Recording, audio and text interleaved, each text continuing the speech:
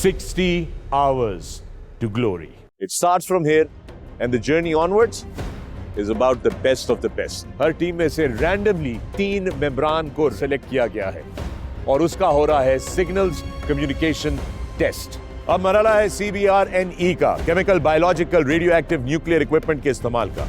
60 hours to glory का अहम मरहला, verbal orders. दुश्मन के इलाके का बाकायदगी से मॉडल तैयार करना है ताकि वो अपनी तैयारी भरपूर तरीके से कर सकें। दुश्मन की दिफाई पोजीशनों में मौजूद खला से नफूज करके इलाका दस्तों के झुंड नंबर 2 में कमींदा बनाओ। इंशाल्लाह। बैनुल-अक़वामी टीमें अब तैयार हो रही हैं पहले मरहले के लिए, जो कि नाइट नेविगेशन और इन्फिल्ट्रेशन है। जैसे हम अपनी CP1 पे पहुंचे, सवाल जवाब एम्बुश के बारे में किए गए, जिससे मुझे इस बात का अंदाजा हो गया था कि इस CP पर एंटी एम्बुश टेस्ट है।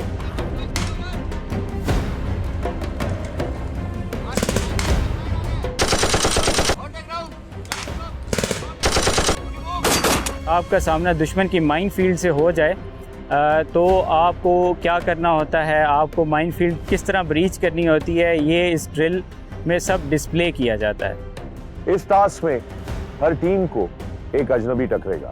देखना यह है कि टीम किस तरह उस अजनबी से इंफॉर्मेशन एक्सट्रैक्ट करती है और फैसला करती है कि क्या वो जासूस है या एक फ्रेंडली। दुश्मन इनको स्पॉट कर ले और इन पर हमला करे तो ये चीज भी जज की जाएगी कि जो खुफिया ठिकाना इन्होंने बनाया है वो इस अटैक को कितना रिपेल कर सकता है या डैमेज को मिनिमम रख सकता है।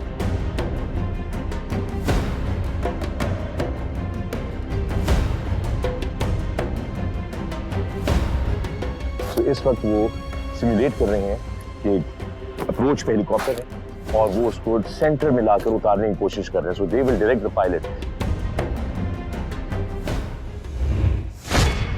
ब्रिगेडियर फरहान, ये बताइए कि ये जो CTR वाला टास्क है, क्लोज टारगेट रेकी, ये रिपोर्ट बनाना, तरतीब करना और सबमिट करना, ये सारा कंप्रेस टाइम के अंदर हो रहा होगा, इसके ऊपर बहुत ज्यादा प्रेशर होगा, तो क्या इसकी टाइमिंग का क्या सिलसिला होता है सारा? ये मामला है CP4 और CP5 के दरमियान का, ठीक है, जो कि खास टाइम में उन्होंने नेविगेट करके अगली जगह पे पहुंचना है।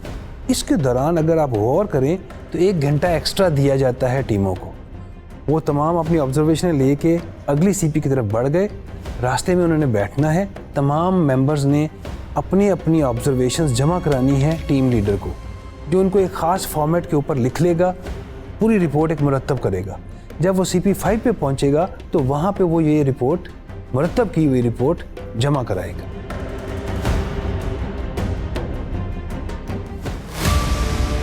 $60 hours to glory. 60 hours to glory. अस्सलाम वालेकुम।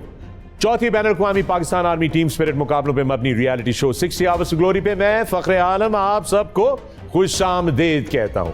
दोस्तों, 24 घंटों के मुकाबले बाकी रह गए हैं और अब हर टीम की कोशिश यह है कि वो ज्यादा से ज्यादा पॉइंट स्कोर कर सके। पिछले एपिसोड में हमने आपको टेबल की सूरत हाल दिखाई थी और वाज़ेह तौर पे आपने देखा कि मुल्तान चार्जिंग बुल्स अभी भी पहली पोजीशन का चार्ज संभाले हुए हैं। साथ में मंगला जिलजाल दूसरे नंबर पर और टर्की की टीम तीसरे नंबर पे है। नीचे की जो टीम्स हैं, अब उनकी कोशिश ये होगी कि वो इस गैप को क्लोज कर सकें और आज के एपिसोड में जो मिशन, जो टास्क इन टीमों को दिया जाएगा, इसके सबसे ज्यादा पॉइंट्स होते हैं और वो टास्क है CTR, close target recce. Basically report तैयार करना और उसकी सबमिशन, ये है टास्क और इसके मिलेंगे सबसे ज्यादा नंबर्स। इसके बारे में बात करते हैं। मेरे साथ स्टूडियो में मौजूद मेरे मेहमान और मेरे साथी मेजबान ब्रिगेडियर फरहान। अस्सलाम वालेकुम एंड वेलकम सर। वालेकुम अस्सलाम। ब्रिगेडियर फरहान, मामला बड़ा गंभीर हो गया, 24 घंटे रह गए हैं और आप पहुंचे हैं हम CTR पे, क्लोज टारगेट रेकी रिपोर्ट। जरा व्यूअर्स के इसके बारे में बताइए। फखर, क्लोज टारगेट रिकॉनेसेंस रिपोर्ट एक कॉम्प्रिहेंसिव रिपोर्ट होती है जिसमें कि तमाम ऑब्जर्वेशंस जो कि टीम मेंबर्स ने ली होती हैं उनको एक जगह मुरतब किया जाता है ख़ास फॉर्मेट के मुताबिक। फिर वो रिपोर्ट जमा कराई जाती है कंट्रोल स्टाफ को, जिस पे उनको इवेल्यूएट किया जाता है क्या उन्होंने अपना काम सही से कर लिया और तमाम ऑब्जर्वेशनें सही तरीके से ले ली। वो उनकी कामयाबी या नाकामी, कम नंबर या ज़्यादा नंबर्स का बायस बनेगी। अच्छा सर, मेरा सवाल यह है कि ये किस चीज की रिपोर्ट है, क्या इसमें टास्क है, क्यों ये इतना कॉम्प्लिकेटेड है? फखर, अगर आपको याद हो तो मैंने आपको शुरू में एक चीज़ बताई थी कि एक इनका मेन मकसद है जिसके लिए ये पूरा ऑपरेशन लॉन्च किया जा रहा है। वो ये है कि एक टारगेट है जिसकी इन्होंने रिकॉनेसेंस करनी है, और उस रिकॉनेसेंस के लिए ये बिहाइंड द एनिमी लाइंस जाएंगे, जाके वहाँ इन्होंने अपनी ऑब्जर्वेशंस लेनी है। उस रैकी के बाद वो अपने आने वाले मिशन के लिए, जिसके लिए कि ये काम किया जा रहा है, उसकी तैयारी करेंगे उसकी रोशनी में। अगर ये अपनी रैकी सही तरीके से नहीं कर पाएंगे टारगेट के बारे में, तो ये अपना काम भी सही तरीके से, असल मकसद जो एग्जीक्यूशन है उस टारगेट को तबाह करना या जो भी उसके साथ करना है, वो सही तरह नहीं कर पाएंगे। तो गोया इस वक्त हमारी टीमों को दुश्मन के इलाके में जाकर, दुश्मन के ठिकाने के बहुत करीब पहुंचकर, बगैर डिटेक्ट हुए, बगैर किसी को अलर्ट किए, बगैर इंटरसेप्ट हुए, पूरी इंफॉर्मेशन हासिल करनी है और वो वापस लेकर आनी है, उसको सही तरीके से तरतीब देना है इस फॉर्मेट के मुताबिक और सबमिट करना है, और हर चीज के नंबर्स हैं। एब्सोल्युटली। ये काफी कॉम्प्लिकेटेड मामला है।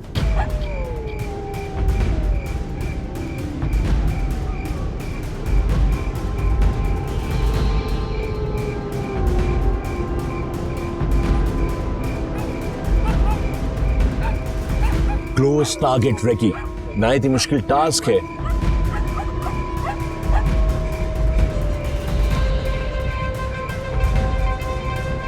रात बढ़ती जा रही है, ठंड होती जा रही है, टेम्परेचर ड्रॉप कर रहा है। यहाँ पर टीमें जो है वो इस वक्त इस जंगल में मौजूद है मेरे पीछे।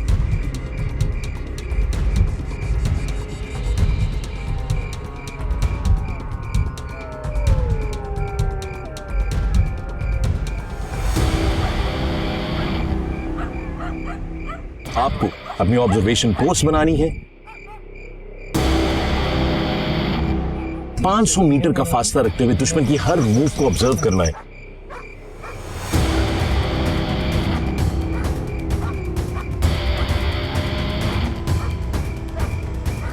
पूरे दिन की उसकी रूटीन को चेक करना है कि वो क्या करता है, दोपहर क्या करता है, दोपहर क्या करता है, शाम को क्या करता है।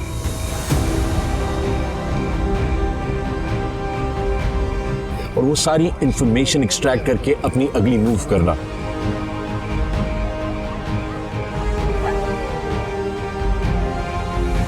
क्योंकि इसमें एम्पायर जजेस आपकी हर मूव को बहुत ज्यादा मेटिकुलसली जज करते हैं, क्योंकि अगर आप किसी भी किस्म की ऐसी मूव करते हैं जहां आप कॉम्प्रोमाइज हो जाए तो दुश्मन आपको आइडेंटिफाई कर लेते हैं।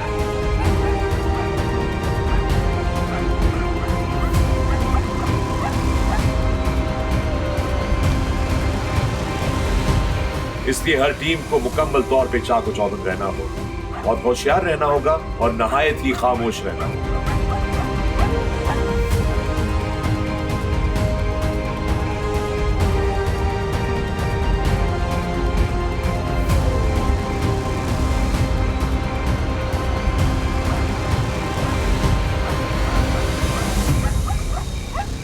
That is the task. Close target recce.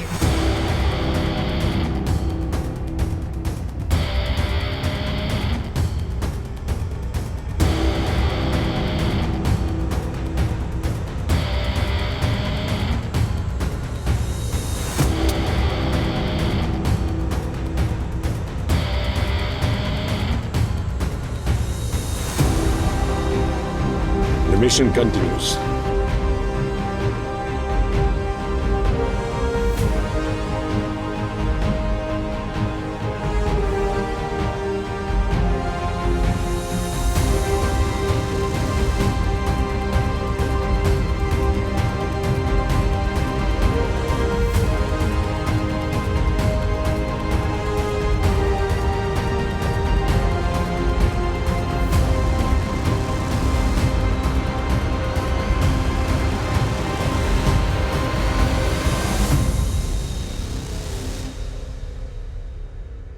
दोस्तों आपने देखा, ब्रिगेडियर फरहान आपने देखा, क्या एक्शन पैक परफॉर्मेंस ही हमारी सारी टीमों की।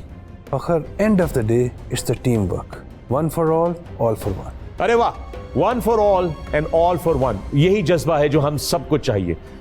एक दूसरे का ख्याल रखना, टीम वर्क के साथ पूरी कौम अगर मिलकर काम करे तो दुनिया का हर चैलेंज हम लोग टेक ऑन कर सकते हैं। दोस्तों इस वक्त 60 आवर्स ग्लोरी पे हम लेते हैं एक छोटा सा वक्फा। वक्फे से वापस आने के बाद मजीद बात होगी ब्रिगेडियर फरहान से। देखते रहिए 60 hours glory. Close target recce की रिपोर्ट में हर वो चीज़ लिखनी होती है जो ऑपरेशन के लिए ज़रूरी होती है।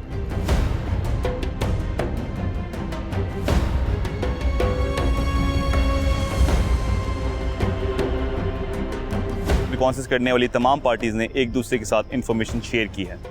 टीम थोड़ी सी डीमोटिवेट थी, तो जब हम वापस आए तो मैंने उन्हें मोटिवेट किया। हमें मेहनत करनी है और कंपटीशन में रहना है। तो आपकी रिपोर्ट में वो इम्पोर्टेंट फैक्ट्स जो कि एक कमांडर को दरकार होते हैं वो मेंशन ना हो तो आपकी रिपोर्ट की जो वैल्यू होती है वो इतनी ज़्यादा नहीं होती। 60 hours to glory. 60 hours to glory. Welcome back from the break. आप देख रहे हैं 60 Hours to Glory और मैं हूं फखरे आलम। ब्रिगेडियर फरहान, ये बताइए कि ये जो CTR वाला टास्क है, क्लोज टारगेट रेकी, ये रिपोर्ट बनाना, तरतीब करना और सबमिट करना, ये सारा कंप्रेस टाइम के अंदर हो रहा होगा, इसके ऊपर बहुत ज्यादा प्रेशर होगा, तो क्या इसकी टाइमिंग का क्या सिलसिला होता है सारा? ये मामला है CP4 और CP5 के दरमियान का, ठीक है, जो कि ख़ास टाइम में उन्होंने नेविगेट करके अगली जगह पे पहुंचना है। इसके दौरान अगर आप गौर करें तो 1 घंटा एक्स्ट्रा दिया जाता है टीमों को। वो तमाम अपनी ऑब्जर्वेशन लेके अगली CP की तरफ बढ़ गए। रास्ते में उन्होंने बैठना है। तमाम मेंबर्स ने अपनी अपनी ऑब्जर्वेशंस जमा करानी है टीम लीडर को, जो उनको एक ख़ास फॉर्मेट के ऊपर लिख लेगा, पूरी रिपोर्ट एक मुरतब करेगा। जब वो CP5 पे पहुंचेगा तो वहाँ पे वो ये रिपोर्ट, मुरतब की हुई रिपोर्ट जमा कराएगा, जिस पे उनको इवेल्यूएट किया जाएगा। और वो टेक्निकल रिपोर्ट है, ये उसको कितने अच्छे से उसने मुरतब किया, कितनी बारीक बीनी से बनाया, वो इम्पोर्टेंट। तो जितनी अच्छी रिपोर्ट होगी, जितना अच्छा तरीके से इंफॉर्मेशन जो है वो आगे दी जाएगी, उतने ही ज्यादा आपको नंबर्स मिलेंगे। तो आइए दोस्तों, चलते हैं इस वक्त मैदान के अंदर और देखते हैं कि हमारी टीमें CTR का ये चैलेंज किस तरह अंजाम देती हैं।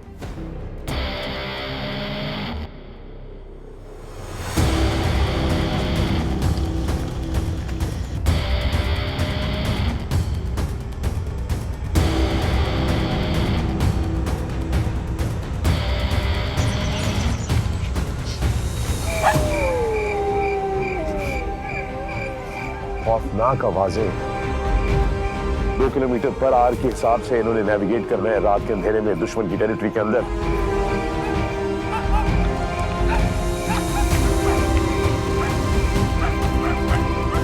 इस घने जंगल के अंदर से, खतरात के बीच में से, और मैं और मेरी टीम, सारे कैमरामैन, सारी प्रोडक्शन क्रू, उसने भी इस ठंड के अंदर ये रात गुजारनी है यहाँ बाहर।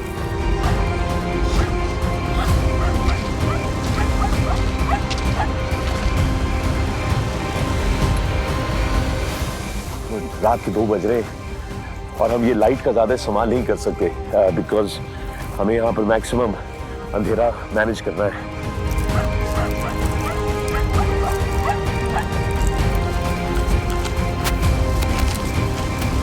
और ये कांटे आप देख रहे हैं सारे के सारे कांटों में से टीमों को भी नेविगेट करना है और मैं और मेरी जो प्रोडक्शन टीम है उसको भी किसी तरह मैनेज करना है। Stay strong everyone, stay strong. शाबाश। हमारा फिर भी बहुत आसान रास्ता था, उनको बहुत चैलेंजिंग रास्ता दिया। We are on our own trajectory to get to the next checkpoint.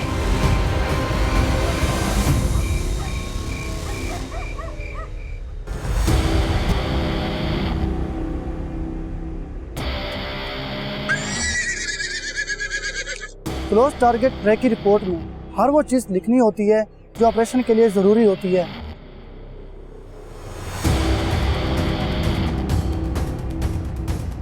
इसमें दुश्मन के इलाके की टेरेन और वेदर और इससे पड़ने वाले असरात, टारगेट का साइज़, लोकेशन, सोल्जर्स की स्ट्रेंथ, उनका प्लान, उनकी डिप्लॉयमेंट और सोल्जर्स की एक्टिविटीज़, उनकी ड्यूटीज़ और अपने पूरे ऑपरेशन की टाइमिंग्स लिखनी होती हैं और साथ ही अपनी रिकमेंडेशन भी लिखनी होती हैं। क्लोज टारगेट ट्रैक की रिपोर्ट में मेरी टीम की परफॉर्मेंस बहुत अच्छी रही है।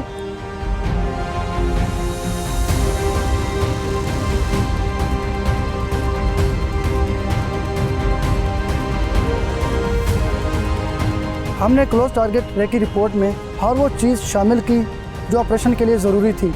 इसमें दुश्मन के बारे में सारी मालूमात लिखी और मुझे यकीन है कि क्लोज टारगेट ट्रैक की रिपोर्ट में मेरी टीम के बहुत अच्छे नंबर आएंगे। अभी हम लोग क्लोज टारगेट रिकॉन्सिस के बाद वापस इकट्ठे हुए हैं, जिसके बाद रिकॉन्सिस करने वाली तमाम पार्टीज़ ने एक दूसरे के साथ इंफॉर्मेशन शेयर की है।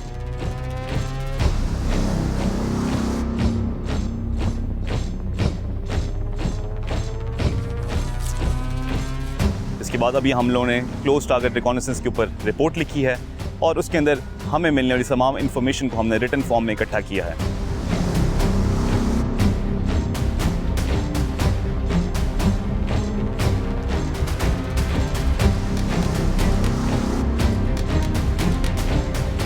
जिसके साथ साथ हमने कुछ स्केच भी बनाए हैं जो कि उस इंफॉर्मेशन को वैलिडेट कर रहे हैं। I am feeling quite comfortable कि इंशाल्लाह ये हमने जो रिपोर्ट कंपाइल की है it will fetch us some good points.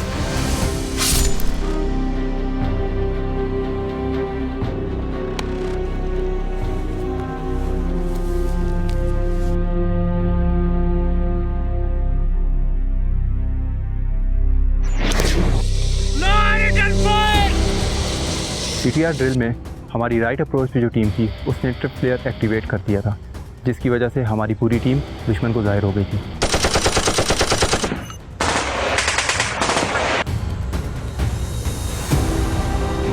दुश्मन के फायर करने की वजह से हमें स्मोक स्क्रीन बनाकर फायर एंड मूव की सूरत में विड्रॉ करना पड़ा।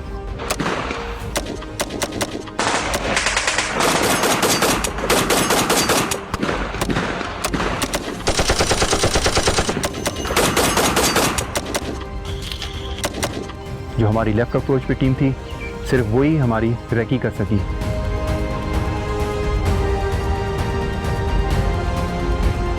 हमने अगली सीपी पे पहुंचने से पहले एक छुपी हुई जगह पर बैठकर अपनी रिपोर्ट तैयार की।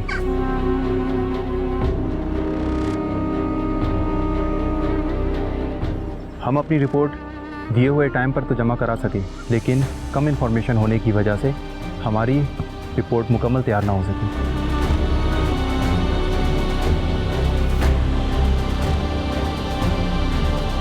जिसकी वजह से मुझे ये लगता है कि हमारे ओवरऑल रिपोर्ट पर असरअंदाज होगा। कि दो जो टेस्ट थे उनमें हमारी परफॉर्मेंस कोई खातिर ख्वाह नहीं थी, तो टीम थोड़ी सी डीमोटिवेट थी। जब हम वापस आए तो मैंने उन्हें मोटिवेट किया, हमें मेहनत करनी है और कंपटीशन में रहना है।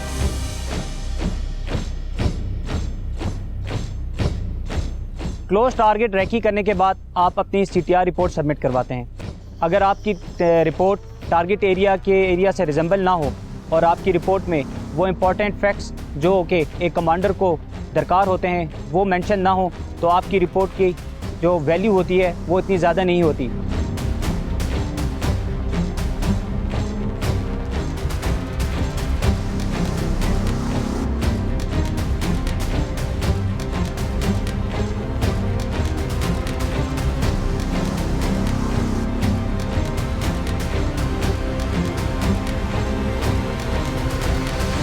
इस चीज़ को मद्देनज़र रखते हुए हमारी रिपोर्ट में कुछ इंपॉर्टेंट एस्पेक्ट्स मिसिंग थे, जिसकी वजह से हमारे पॉइंट्स डिडक्ट हुए होंगे।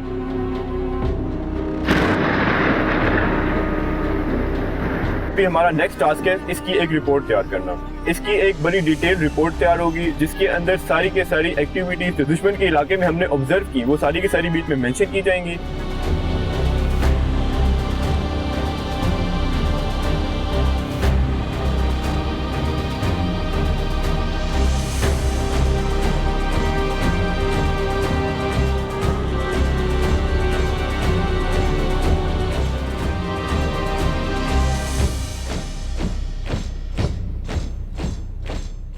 इसके अलावा हम बीच में अपनी जो नेक्स्ट मुतल्लिका कमांड है उसको हम रेड ऑप्शंस और कुछ और भी मज़ीद चीज़ें प्रोवाइड करेंगे जो उनके अगले मिशन में मददगार साबित होंगे।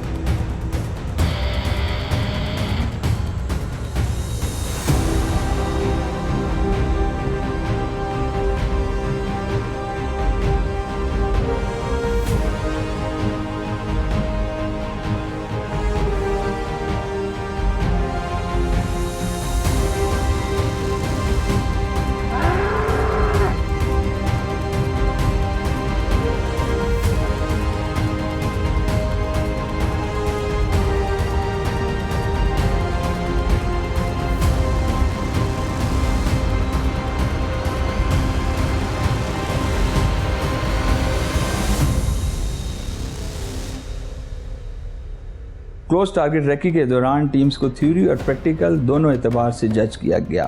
प्रैक्टिकल में फील्ड क्राफ्ट यानी ग्राउंड का बेहतर इस्तेमाल, ड्रिल्स, प्रोसीजर्स और मल्टी डायरेक्शन रेकी के मुताबिक ग्रेड किया गया। इसके अलावा टीम लीडर्स ने CTR रिपोर्ट भी जमा करवाई, जिसमें field sketch, target description, approach to target और उसके अलावा उन तमाम मालूमात को शामिल किया गया जिसमें हदफ को आसानी से हासिल किया जा सकता है। CTR इवेंट में मुल्तान चार्जिंग बुल्स, कोयटा हिंगोरियंस और टीम उज़्बेकिस्तान ने कदर बेहतर परफॉर्मेंस दिखाई।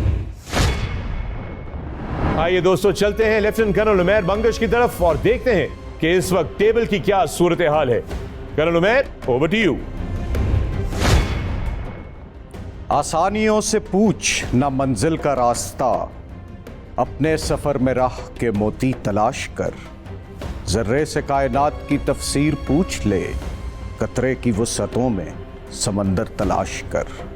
60 आवर्स टू ग्लोरी के मुकाबले अभी जारी हैं और अपने हिस्से की कामयाबी के मोती तलाश करती ये टीमें, एक बार फिर इनको सामना है CTR रिपोर्ट के मरहले का।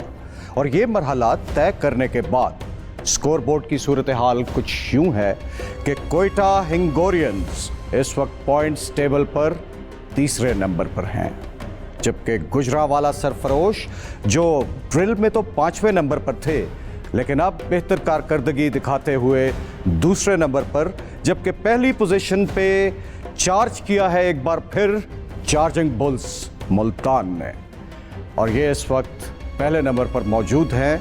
बैनुल-अक़वामी टीमों की बात करें तो इस मरहले में पहले नंबर पर है उज़्बेकिस्तान की टीम।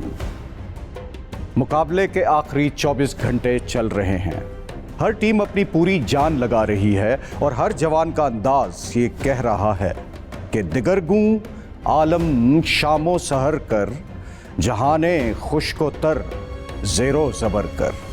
पेश है टीमों के ज़ेरो ज़बर।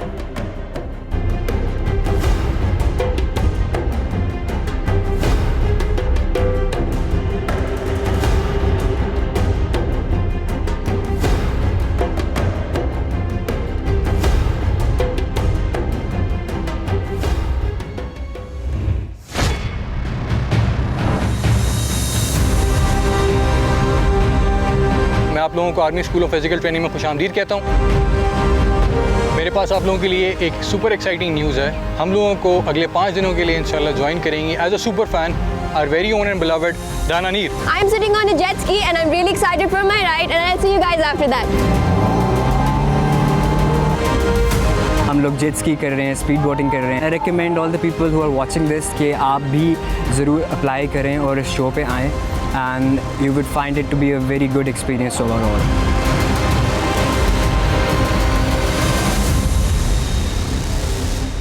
अभी तक हमने जेट स्कीइंग कर चुके हैं और इसके साथ साथ हमने डाइविंग की है। Fight mode on and I am ready to take this challenge.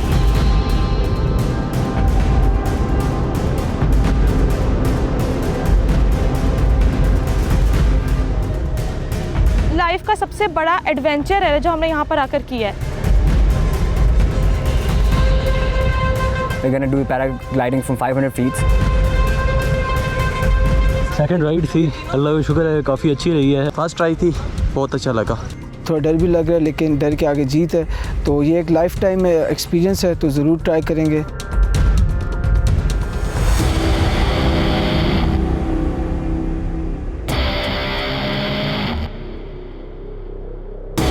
जैसे जैसे दिन बढ़ते जाते हैं एक्टिविटीज़ और एक्साइटमेंट में वैसे वैसे इजाफा होता जा रहा है। टफ है लेकिन एडवेंचर हमेशा टफ चीज़ों के साथ ही अच्छे लगते हैं।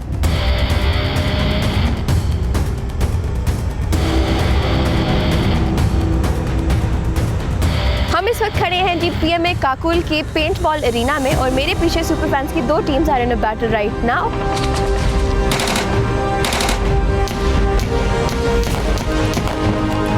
वॉल क्लाइंबिंग कराई गई जो बहुत ही टफ थी क्योंकि पसीना हाथों में आ रहा था।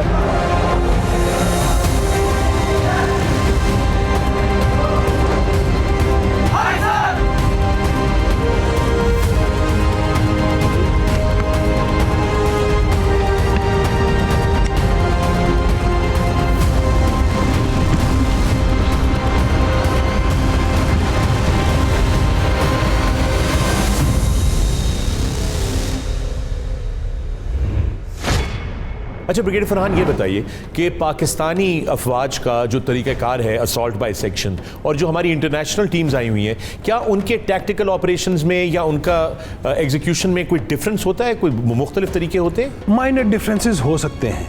And of the day it's all common sense कि टैक्टिकली काम सही होना चाहिए। उन्होंने अगर जो भी टेक्निक रखी है, साइलेंट डिस्पोजल करना है, नॉइजी अटैक करना है या स्टेल्थ से आगे मूव करना है, असॉल्ट करके सिर्फ गुजर जाना है, ये सारी की सारी चीज़ें काबिल अमल हैं। कितने अच्छे तरीके से उन्होंने अपने ड्रिल्स एंड प्रोसीजर्स को एग्जीक्यूट किया है, इस चीज़ के नंबर होंगे। यानी कि एग्जीक्यूशन मैटर करती है। जो भी स्ट्रेटजी आप इस्तेमाल करें, आपकी एग्जीक्यूशन कितनी प्रिसाइज है और कितनी अच्छी और इफेक्टिव है।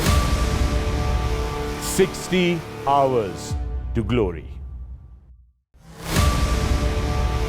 60 hours to glory. Thank you lieutenant colonel Umair Bangash Sher. और बहुत ही इंटरेस्टिंग सूरत हाल हो गई है इस वक्त, और वो यूं है कि मुल्तान चार्जिंग बुल्स ने अपनी पहली पोजीशन संभाली हुई है, लेकिन उनके साथ जो है वो टीम उज्बेकिस्तान जो है शेयर कर रही है इस वक्त पहली पोजीशन, और साथ में गुजरांवाला दूसरी पोजीशन पे है एंड क्वेटा हंगोरियंस तीसरे नंबर पे। So very very interesting. लेकिन ये भावलपुर, गुजरांवाला, लाहौर, ये टीमें जो है वो अभी भी टेबल पर अच्छी पोजीशन बिल्कुल नहीं रख पा रही, बल्कि किसी टाइम पे भी नहीं लगा कि किसी किस्म की अच्छी सिचुएशन में थी। तमाम टीमें कम्पीट कर रही हैं और तमाम टीमें बराबर नहीं हो सकती। जिस तरह हाथ की पांचों उंगलियां बराबर नहीं हैं, तमाम टीमें भी बराबर नहीं हैं। कोई नंबर 1 पे होगा, कोई नंबर 5 पे। लेकिन आप ये देखें कि तमाम टीमें बहुत अच्छा परफॉर्म कर रही हैं और तमाम टास्क बड़े प्रोफेशनली परफॉर्म कर रही हैं। एब्सोल्युटली, प्रोफेशनलिज्म तो हमें हर शॉट में नजर आ रही है। हर टीम अपना भरपूर जो है वो परफॉर्मेंस देने की कोशिश कर रही है। But at the end of the day this is a competition and this is 60 hours to glory. याद रहे कि आप हमारे सुपर फैन बन सकते हैं। स्क्रीन पर जो सवाल आए उसका सही जवाब हमारी वेबसाइट पे दीजिए। सोशल मीडिया के जरिए अपनी टीमों को सपोर्ट करते रहिए। अगली एपिसोड में दोबारा मुलाकात होगी। मैं हूं फखरे आलम, ये है 60 hours टू ग्लोरी। शब खैर, पाकिस्तान जिंदाबाद।